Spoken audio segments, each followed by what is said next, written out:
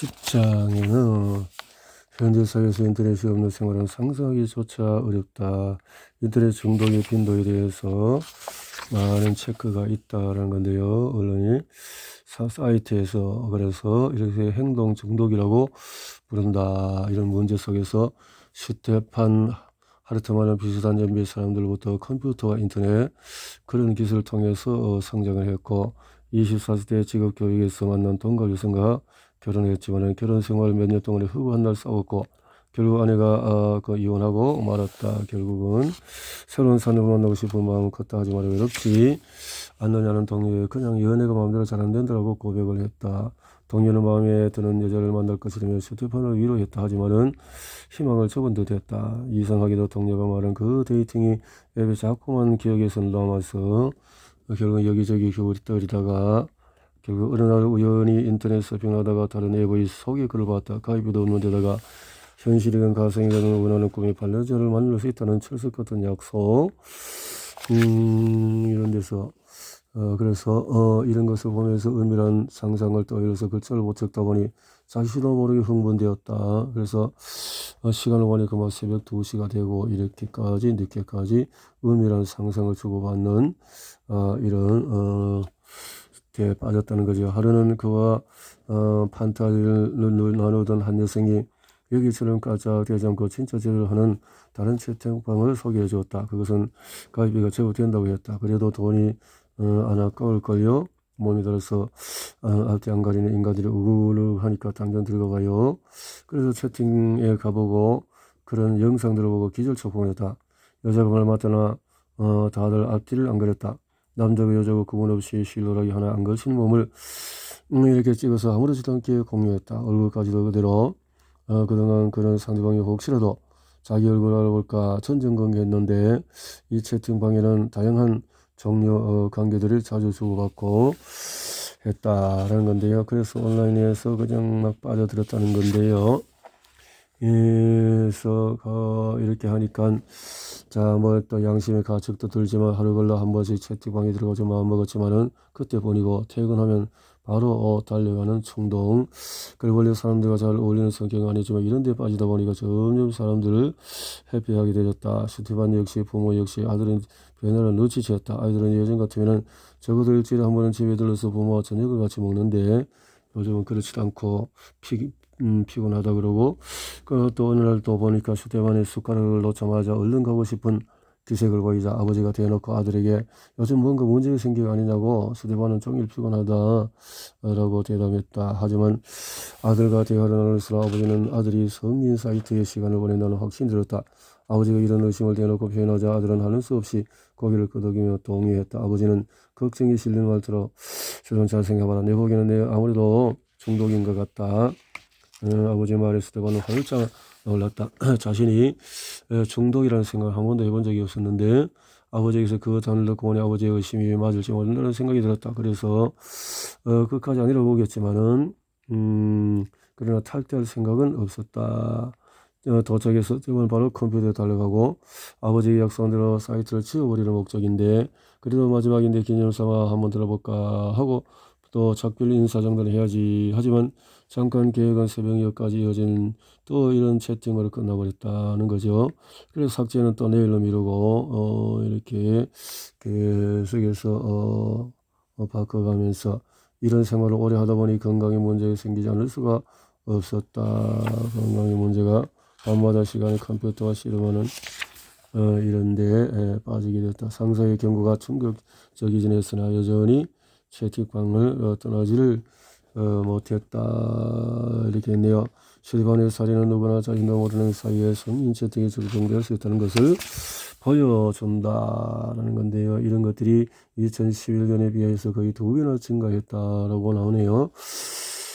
이렇게 모든 것을 하니까 외로운 사람들의 어떤 사이트가 이렇게 통해서 많은 사람들이 중독이 되게 만드는 사이트들이 있다. 영향을 미친다. 라는 건데요. 자존감의 위기 이런 것들이 자 요점을 정리해보면은 중독의 성격을 또 인터넷 중독이 물질 중독과 같다. 또 이런 것도 현실 반려자와의 관계에서 부정적인 또 영향을 미치게 되는 거지 당연히. 이렇게 행동치라 당신할 수 있는 것은 여기서 알았다면은 사용 기간을 줄이려고 노력해보고 또 인간적인 또 만남 교제 이런 것들을 좀 늘려볼 수 필요가 있지 않을까. 자, 비난하거나 도덕적인 훈계를 늘어놓지 말고 자, 이런 것은 우리가 치료할 수 있는 방법으로 행동을 할 수 있도록 이제 터닝을 할 수 있으면 좋겠다. 11장에서 폭력을 당하면서도 헤어지지 못하는 사람, 옆에서 아무리 뜯어말려도 고통스럽게만 폭력 관계가 있다는 거죠.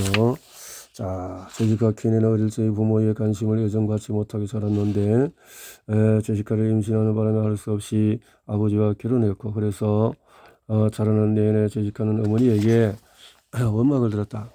그때 나만 안 생겼으면 네 아빠하고 절대 결혼을 안 했을 텐데. 부모는 실혼 때부터 온갖 문제로 다투었다라는 거고요. 제시카는 17살 때에 클럽에 갔다가 알렉스를 만났다. 알렉스는 가정 폭력이 심한 집안에서 자랐고, 제시카는 자기보다도 10살이나 많은 알렉스가 자신에게 관심을 보인다는 사실을 우쭐해 했다. 18번째 생일을 끝날 제시카는 자신이 임신했다는 사실을 깨달았다.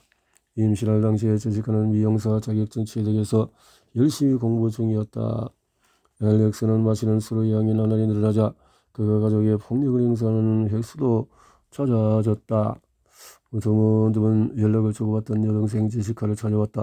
제시카는 동생이 너무나 반가웠지만은 언니가 사는 꼴을 본 동생은 화를 내며 소리졌다.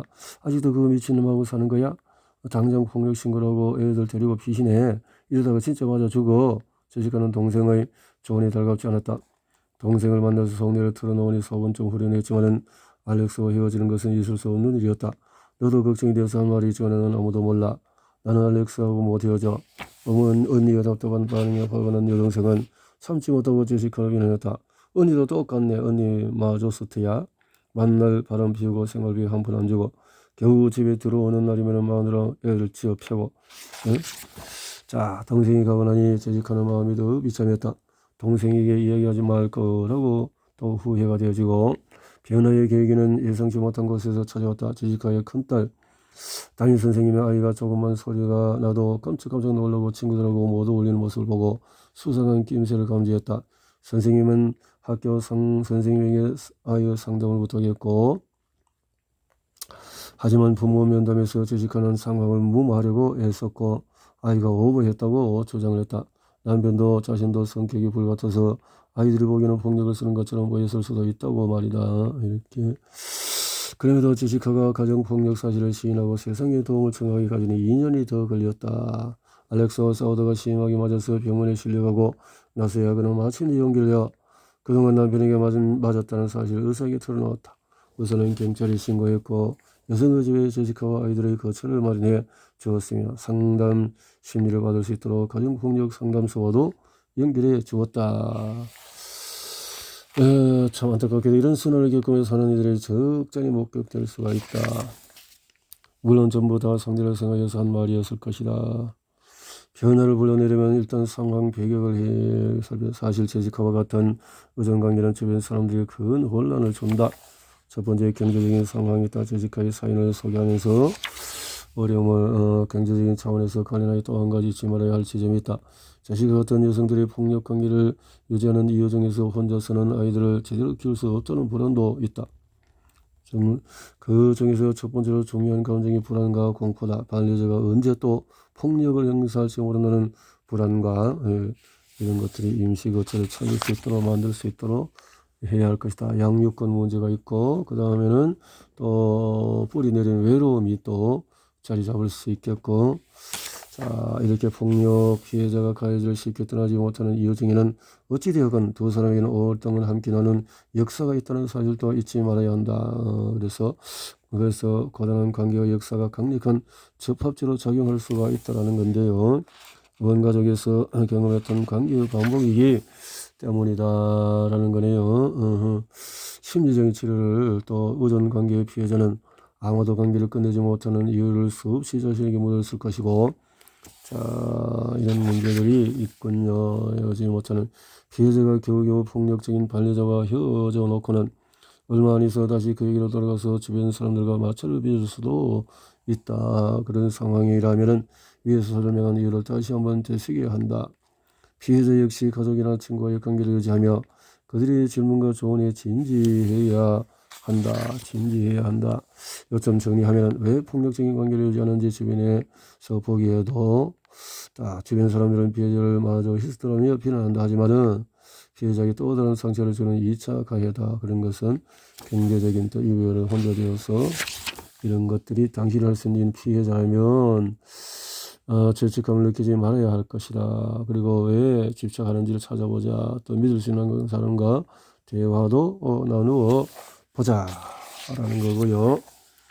자, 12장에 성숙하고 독립적인 개인으로 가는 길은, 그러면 마지막 장으로 불행으로 끝날 뻔했던 지독한 의정관계에서 탈출하는 데 성공한 여성을 소개해보자. 삼남매의 막내인 마라 클라이네르트. 아버지는 엔지니어였고 어머니는 은행원이었다. 언니와 오빠는 나이 차이가 많아서 태어났을 때 언니는 10살, 오빠는 8살이었다. 부모는 원래 자녀를 둘만 낳고 싶어 했지만 어릴 적에 어머니가 이렇게 어린 시절에 어떤 연하가 질문에 말은 유복했다고 답했다. 필요한 건 다 있었어요. 부족한 것이 없었어요. 형제자매 속에서 말은 일찍부터 주변 사람들의 말을 잘 들었다. 그래서 얌전하다는 소리를 들었고 사랑을 받았고 학교나에서 무진 노력도 하고 행복을 얻은 했고 말하는 간호사가 되기로 했다. 부모는 딸이 선택한 직업이 마음에 들지 않았다. 간호사라니 자기 딸에게 어울리지 않는다고 생각했지만은 또 관심이 없다 보니까 생각을 못하고 지나쳤다라는 건데요. 마라는 한동안 그럭저럭 만족스러운 삶을 살았다. 일이 삶의 중심이었다. 휴일에도 그는 노숙자 쉼터에서 봉사활동을 했고 난민 봉사단체 등등에 마라가 일하는 병원에는 마라보다도 몇 살 어린 인턴 아르놀드 슐리터가 근무하고 있었다. 얼굴도 잘생겨다 하는 것도 많아서 마라는 원래 그를 쫙 선행했다. 동료들이 아르놀드를 더럽게 또 잘난 척한다고 욕을 해도 마라의 눈에는 그저 그가 먹일 거였다.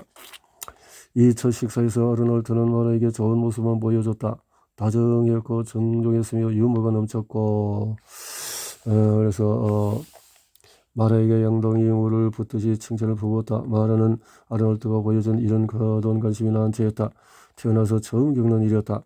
하지만 한편으로는 그와의 사이 너무 좋았고 태어나서 이렇게 행복했던 적은 없었다.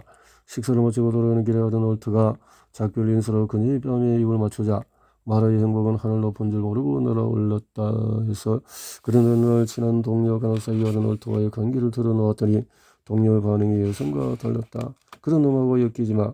여자 이용해서 먹다가 실증나면 바로 버린다고 소문이 자자해. 하지만 불과 몇 달 후에 동료가 경고했던 그 일은 현실되고 말았다. 마라의 부모가 갑자기 세상을 뜨면서 자녀들에게 큰 유산을 남겼다. 마라가 그 사실을 아르놀드에게 말하자 그는 어려운 부탁이 있는데 들어주겠느냐고 물었다. 마라는 늘 그에게서 받은 사랑과 관심의 부채감을 느꼈던 터라 마침내 그에게 뭔가 해줄 수 있다는 사실이 기뻤다. 무슨 일이냐고 물으니 그는 폴리스에 터보 사고 싶은데 돈이 모자란다고 답했다. 마라가 3만 유로 약 4,300만 원만 못해주면 너무 갖고 싶은 것처럼 할 수 있다고 말이다. 그는 늦어도 석 달 후에는 돈이 생기니까 꼭 갚겠다고 약속했다. 자신을 위해서는 한 번도 쓰지 않은 말로서는 그 말한 액수가 실로 천문학적이었다. 하지만 남자친구에게 뭔가 해줄 수 있다는 소질이 행복이었다. 석 달 후에 그가 돈을 마련하지 않았으니 조금만 더 기다리려고 했을 때에도 그녀는 급하지 않으니 염려하지 말라고 했다. 다시 몇 달이 더 흘렀지만 아르놀드는 돈을 돌려주지 않았다. 말은 언제가 보냐고 묻고 싶었지만은 남자친구가 짜증낼까봐 겁이 나서 차마 입을 떼지를 못했다. 게다가 남자친구와 만나는 횟수가 자꾸 들었다. 오늘 저녁에 만나자고 하면은 피곤하다느니 등등등등 아주 이기적이고 어느 날 저녁에 마라는 일을 마치고 친한 동료 간호사와 저녁을 같이 먹었다.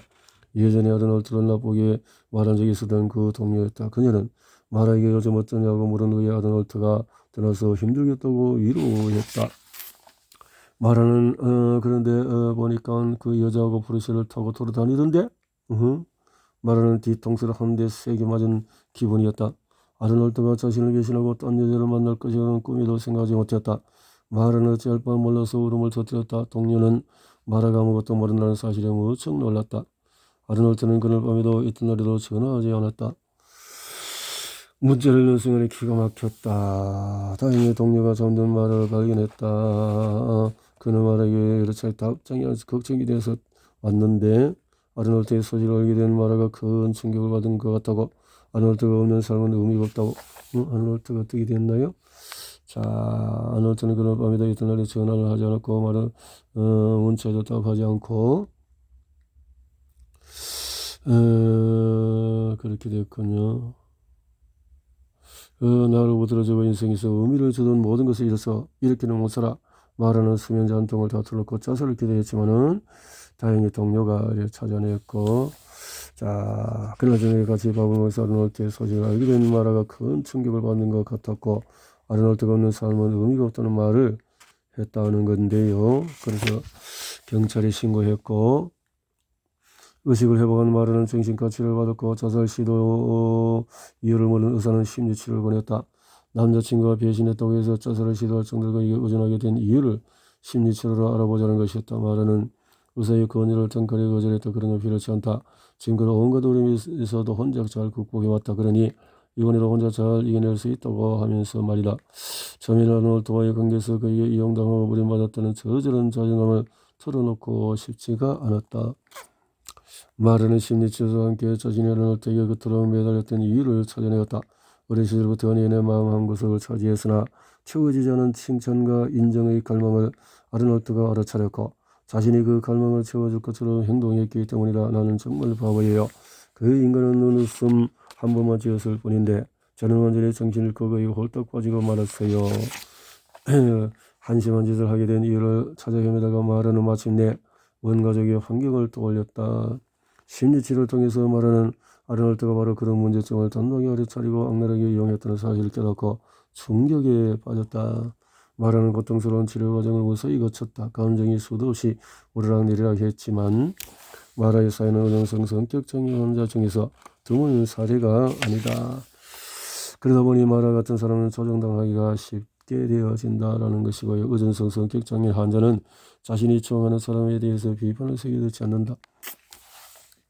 하지만 비판적인 조언을 해줄 때 주의할 점이 있는데 환자가 상처받지 않도록 정중한 표현을 사용해서 환자를 걱정하는 마음을 환자가 느낄 수 있어야 한다는 것이다. 당신이 의존적인 성격장애 환자라면 마라의 동료 같은 주변 사람들의 경고를 진지하게 받아들여야 한다. 귀를 기울이라. 또 그렇듯이 금전적인 문제가 올 때는 더 조심을 해라. 금전적인 거 수치지만 전혀 불필요한 감정이라는 것을 명심을 하고 그래서 심리치료를 받을 수 있으면 받고, 자, 이렇게 해서 이런 감정들이 큰 부담을 주긴 하지만 심리치료는 과거의 상처를 어루만지고 그 상처로 인한 그릇된 행동 방식을 고칠 기회를 준다. 자, 훗날에도 절대 회복할 수 없다는 것이다. 잘못하면은 어린 시절에 받지 못한 사랑과 관심을 그 무엇으로도 보상받을 수 없다는 깨달음은 더는 헛된 희망을 쏟지 않겠다는 결심을 나눈다. 같은 눈높이로 관계로 가는 길이 열릴 것이다. 희망을 줘보면은, 자, 그래서 성숙하고 충만한 관계로 가는 길이 열릴 것이다. 요점 정리하면은 어릴 적 마음을 어루만지고 자존감을 키워주는 관계를 맺지 못했던 사람은 어른이 된 후에도 다른 사람들에게 결핍을 채우려는 경우가 많다. 그로 인해서 이런 갈망을 채워주겠다고 약속하는 사람에게 지나치게 의존할 위험이 있다. 또 그 사람은 이상하고 의존성 성격장애 환자도 마음 저 깊은 곳에서는 자신이 이용당한다는 사실을 안다. 하지만은 오히려 그 때문에 더더욱 어릴 적에 받지 못한 조건 없는 사랑을 지금이라도 되찾게 되는 희망에 절망적으로 매달린다. 상대가 자신의 이런 갈망을 채우지 못하는 걸 느끼면 환자는 크게 실망해서 또 자살 위기 속에 빠질 수도 있다. 심리치료를 받아야 할 것이다. 그래서 조언을 해주고 다시 한번 정리하면 관계의존성의 특징은 불평등이다. 상호성이 없으면 또 대부분 같은 눈높이 관계가 아니다. 의존성 성격장애 환자는 다음과 같은 특징이 있다. 책임지는 것을 크게 두려워한다. 타인의 불행에 책임감을 느낀다. 타인의 애정을 얻기 위해서 자신의 욕구를 억누르고 타인이 바라는 대로 한다. 결정을 잘 내리지 못하고 타인의 칭찬에 집착한다. 겁이 나서 자기 의견을 선뜻 말하지 못한다. 자신이 나약하고 무력하며 무능하다고 생각한다. 버림받을까봐 두려워하며 상대에게 집착하고 달린다. 이렇게 된 원인은 보통 어린 시절에 있다. 관계의존성의 핵심은 활짝 피어나지 못한 자존감이다. 의존성 성격장애 환자들은 자신감이 부족하므로 이들은 공격성을 발휘하지 못하고 억압하며 그렇게 해서 의존성에서 성격장애, 극단주의, 캥거루, 이런 것들을 치료받고 의존관계에서 당신의 의존성 성격장애라면 마음을 단단히 먹고 목표를 정리해서 한번 만들어보자 해서 비난 속에서 회피하지 말고 극단주의 종교에서 뭐 이런 잘못된 것을 하나하나 따져보고 조심할 수 있도록 해야 할 것이다. 최대한 가족들은 여기서 도와줄 수 있는 마음을 가져야 할 것이다 했네요. 성격장애에 대해서 이렇게 책들이 당신이 없이 못 살아 등등 관계정독에 다른 이런 의존성 성격장애 50년 경력 임상심리 전문가 알려주는 법은 유지하는 법에 대해서 자